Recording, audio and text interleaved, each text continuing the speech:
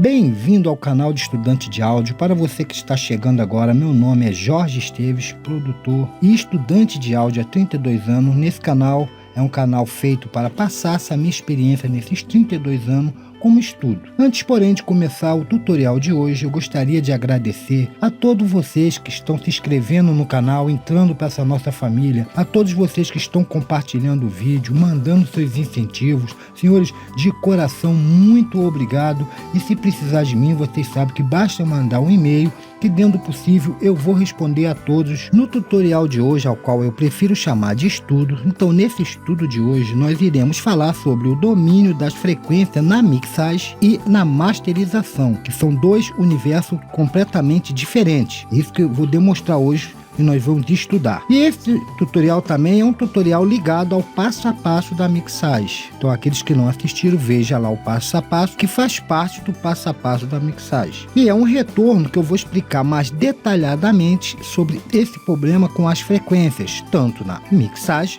como na masterização. Não que eu vou entrar na masterização, que nós ainda estamos dentro do passo a passo da mixagem, mas brevemente nós vamos entrar na masterização. E isso, como eu fiz com a gravação lá, é uma preparação já para a masterização. A gente já vai começando, nós já estamos numa parte dos estudos que já podemos, já incluindo umas coisas, as coisas já vai começar a ficar mais um pouquinho complicada. E eu, senhores, tenho recebido muitos e-mails me pedindo para fazer um tutorial mostrando eu fazendo uma mixagem de uma música, ao qual um dia eu farei. Mas esse pedido demonstra uma coisa, que ainda existe dúvida a esse respeito. A primeira coisa que se tem que pôr na cabeça é que não existe fórmula mágica na mixagem. Não existe. Tem alguns parâmetros que se repetem, mas na sua maioria eu vou demonstrar isso aqui antes de entrar realmente no assunto, como eu sempre faço, já que esse é um canal de estudo. Eu vou mostrar isso na prática, que cada música é um universo à parte. Você pode ter uma banda com 10 músicas, mas cada música haverá uma mixagem diferente, de acordo, logicamente, se houver uma mudança de instrumento. E com essa mudança, às vezes, de um instrumento, já vai ter que mudar alguma coisa, né? Devido a mascaramentos, né? Essa briga, essa competição de frequência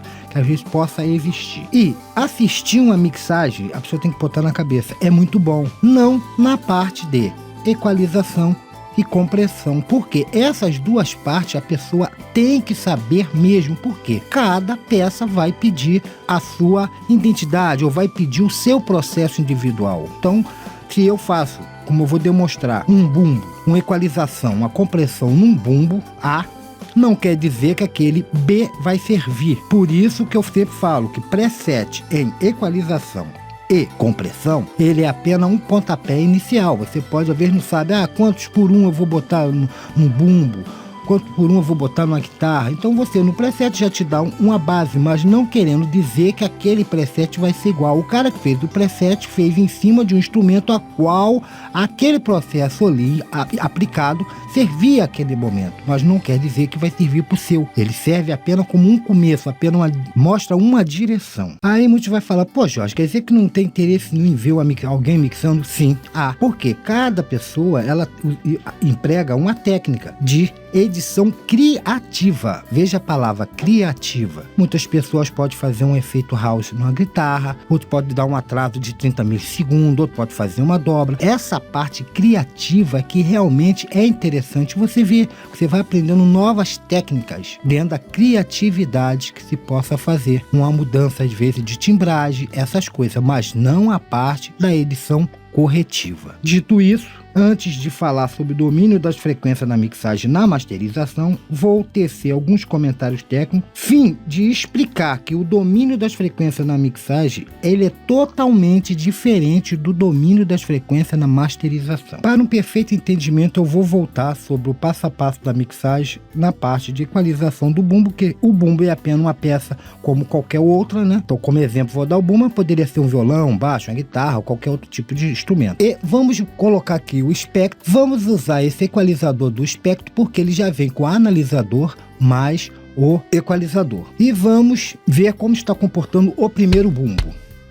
Veja que temos aqui uma sobra muito grande de subgrave. Vamos então fazer o corte em 50. Como dito lá, a parte do bumbo ele compreende-se entre 50 a 100 Hz. E veja que esse bumbo, isso que importa aqui, eu não vou fazer a correção de novo. Veja que esse bumbo está aqui, ó, a sua parte tônica, ela está exatamente em quanto, senhores? Em 77 que está a frequência. Vamos passar agora para o outro aqui, que eu vou agora solar o de baixo. Vamos abrir aqui o de baixo, ó. Vamos aumentar um pouco, ó. Veja que esse aqui já está aonde, senhores? Em 60. Vamos passar para o próximo bumbo. Vamos abrir aqui de novo o outro. Esse, ó, já está em 64. Bom, senhores, o que eu quis demonstrar com isso? Que a parte da tônica fica entre 50 a 100. Então, quer dizer que cada bumbo, como vocês podem ver aí, para que não haja mais dúvida sobre isso, cada bumbo vai ter, ou cada peça, não importa que seja um violão, uma guitarra, cada peça tem o seu timbre distinto, porque no caso do bumbo vai depender do toque. Eu já falei isso, não vamos repetir isso aqui. Então veja que cada peça requer uma equalização individual. Então, dito isso, vamos então entender do domínio da frequência na mixagem. Então, senhores, o que nós podemos entender para que não haja dúvida? Que a edição na mixagem, ela tem como propósito, primeiro, o domínio da frequência de quê? De você controlar uma frequência, né, desse domínio em prol do conjunto. Você vai pegar essa peça, por exemplo, tem um baixo que está em 60, o bumbo está em 60. Os dois não poderão, porque senão um vai mascarar o outro. Você vai ter que esculpir um ou outro, você vai escolher entre os dois. No caso do baixo, que é um instrumento mais solista, né, ele é mais visível, você escolheria o bumbo e traria essa tônica um pouco para longe dos 60, para que o baixo pudesse sobressair e o bumbo sobressaísse lá no seu ponto. Você mudaria um pouco o timbre. Então esse é um dos motivos. O primeiro. Outro motivo, você cortar, como nós vimos lá, existe um excesso de subgrave. Como também nós tem aquela parte entre 280 Hz, no caso do bumbo, que é uma parte morta, que é cheia de ressonâncias indesejáveis, que isso aí já é uma regra geral. Você cortaria, então serve para cortar essas ressonâncias ruins a música, que está de sobra, que só vai sujar a música. A outra coisa, como eu já falei, é esculpir a frequência, de modo a você poder timbrar o instrumento e todos os instrumentos saírem o som de forma clara, objetiva. A outra, você tem um instrumento que você gravou, fez uma gravação, mas ele está mal gravado e você está com deficiência de timbre. Você vai procurar o ponto onde tenha um melhor timbre e vai dar um acentuamento naquela parte, tirando as partes podres do timbre. Com isso você está esculpindo também uma forma criativa de você melhorar o som de um instrumento que está deficiente. E também no caso de cancelamento de fase, como acontece muito quando se grava esteira, né, de uma caixa de bateria.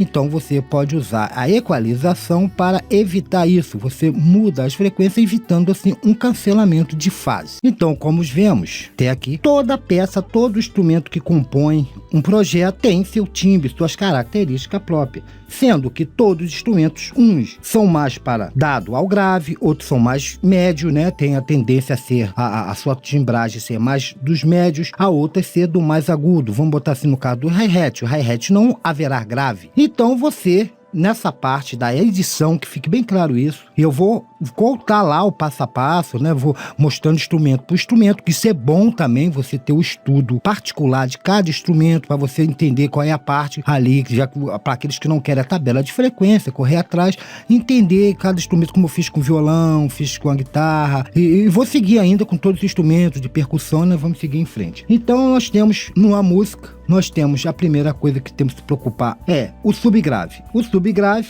é uma frequência que você sente mais do que ouve. Então, nela está normalmente o que? O sopro, o vento, o ruído de pedestal de microfone, onde está o barulho do ar-condicionado. Então, essa parte se corta. em qualquer instrumento, que é o subgrave. O grave, eles são imprescindíveis, porque eles dão calor à música, como no caso do bumbo. Se tu tirar o grave do bumbo de um contrabaixo, pegou. Então você tem que tomar cuidado. Não vamos entrar nessa parte de fazer uma monitoração perfeita e tal, senão nós vamos atrasar e não vamos chegar a coisa. Os médio grave, boa parte dos instrumentos a gente sabe que atua nessa parte, então por isso que sempre a gente libera o máximo que pode, como no bumbo ali, eu cortei, não foi? De 200 a 800, a gente achar uma parte melhorzinha e vir cortando, porque para deixar sempre esse espaço, que a maioria dos instrumentos é do médio grave. E depois vem os médios agudo, que é onde dá brilho a mixagem. É a parte, né, que compreende geralmente entre 4 a 6K. Eu esqueci de vir dando as coisas, então no caso dos médios agudos, então tá aí, entre 4 a 6 kHz. E aí onde tem o brilho da mixagem. Pode ver, uma mixagem sem os médio agudos se torna ruim. Uma música sem médio agudo, como nós vamos ver agora. Para o melhor entendimento, eu coloquei uma música, mas não veja isso como uma música, veja como uma peça, como uma guitarra só ou um solo. Isso não, porque nós estamos falando aqui da mixagem, não estamos falando da masterização. Então, como eu fosse colocar, por exemplo, um baixo, eu só teria mais a parte grave e tal, ia faltar, por exemplo, a aguda. Então, não, botando uma música que tem todo o instrumento, fica fácil de entendimento. Não sei se entenderam, eu botei aqui uma música completa porque tem todas as gamas de frequência. Nós temos já os graves, temos o médio grave, temos o médio agudo e os agudos. Então, senhores, ao tratar um instrumento numa mixagem, você tem que ter muito cuidado. Se o instrumento, por exemplo, é um baixo, que ele é propenso mais à parte grave da música, então você tem que lembrar que essa parte é o tipo onde que ela dá peso, ela que realmente dá àquela música aquele peso melhor à música. Então, vamos escutar a música com todos e depois vamos tirando para vocês possam entender.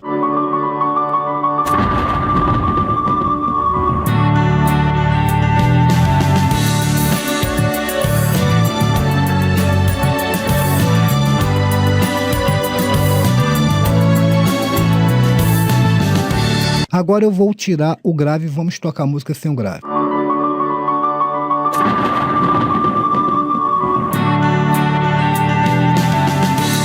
Veja, perdeu totalmente o peso. Vou retornar ao grave. Agora, senhores, eu vou passar para os médios graves. Eu vou tirar e vamos ver se a gente não tem o tratamento. O que acontece?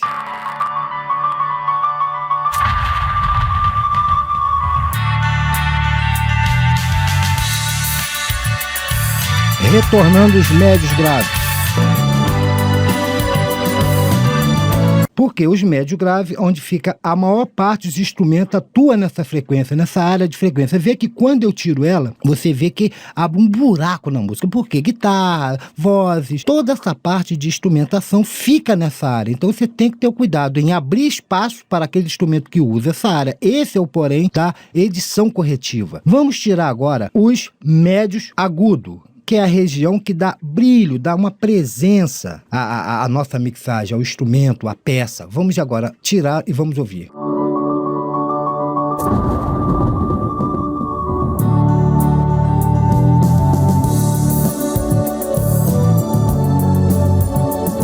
Vou retornar.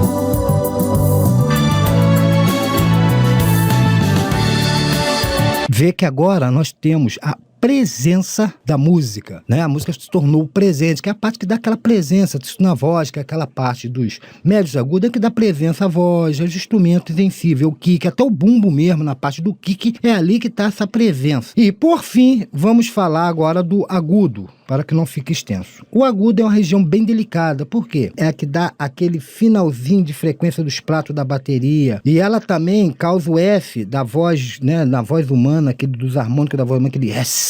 É uma área que você tem que cuidar com bastante cuidado, e sem ela também, ver que toda parte é interessante, mas essa você tem que ter sempre um cuidado especial, é com os agudos. Eu vou tirar o agudo, vou tocar sem o agudo e vamos ver.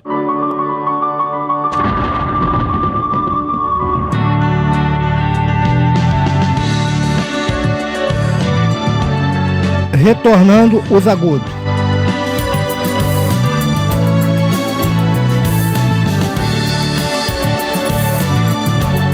E Então, é uma parte que você tem que tomar muito cuidado quando mexer nela com a relação à voz e essas coisas. Menos a hi-hat, a prato, que é uma área que pertence às vezes ao instrumento mesmo. Bom, senhores, vamos fechar isso aqui para a gente terminar o assunto falando agora do universo, do domínio das frequências na masterização. Veja como foi feito aqui. Veja que agora nós vamos para um ambiente totalmente diferente.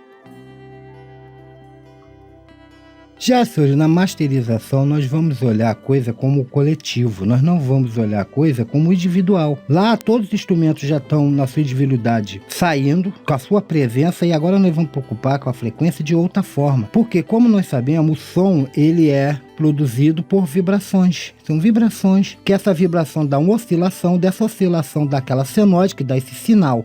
Quanto mais rápido, mais agudo. Quanto mais lento, mais grave. Vou demonstrar isso aqui com esse osciloscópio. Eu só pego esse instrumento e toco ele grave. Ó. Vem descendo.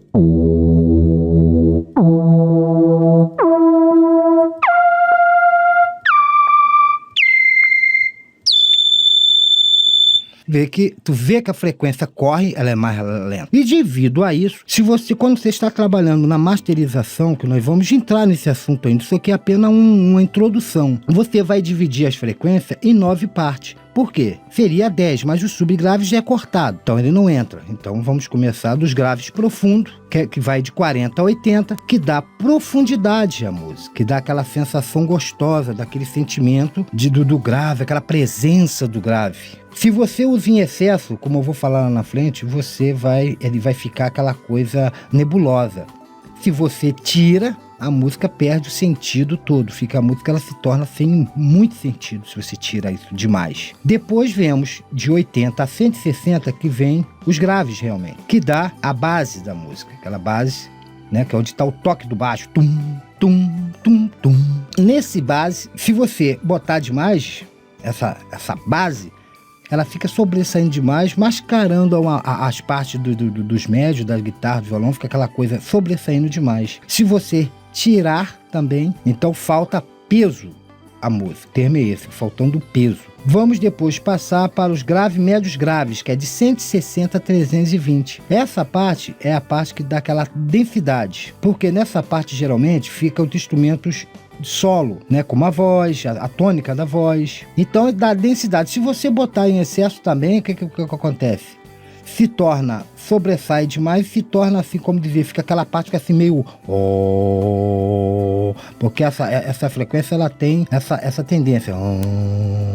Se você tirar demais, você perde a densidade da música. Já de 320 a 640 Hz, nós temos os médio grave, que dá o corpo à música. É a parte que fica que na voz, às vezes a gente tem que o cantor fala que é a parte do fanho, né? Do cantor fica essa parte que fica compreendida em 320 a 640 fica essa parte fanha, que também às vezes na música é necessário. Se você tira isso, você tira a presença da voz, vamos supor, quando o instrumento seja uma voz do cantor, se você tirar demais. Se você botar demais, torna ele mais fanho ainda. Temos agora de 640 a 1 kHz, que é os médios graves, que dá força à música, leva a música um pouco para frente. Que é o tipo, a vogal usada é a ó, né? Que dá, se você bota demais também, ela fica assim como um telefone, porque fica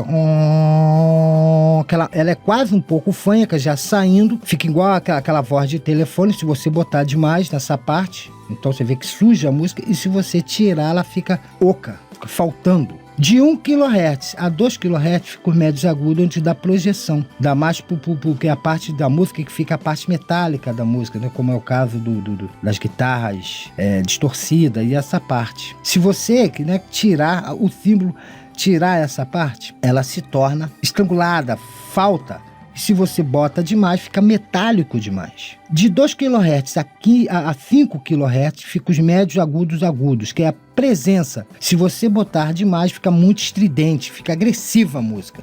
E se falta agressividade à música, se você tirar demais. E de 5 a 10 kHz é o agudo, onde que é o brilho, onde fica o S, como eu falei lá, Se você, que às vezes na música, as partes do hi-hat, se você não mexer com isso bem, fica faltando, né? E se você botar demais também, ela fica muito chiadeira, ela fica muito cheia de chiado. E por fim, temos de 10 kHz a 20 kHz, que é o super agudo, pouco percebido, senhores. Sendo que eu digo que a partir de 16 kHz você pode cortar, como eu já falei, que é essa parte, que eu até falei 10, mas não é 10. É até de 16 a 20 kHz você pode cortar, que é o super agudo, é onde fica o ar, fica aquele zumbido, né? A parte de zumbidos.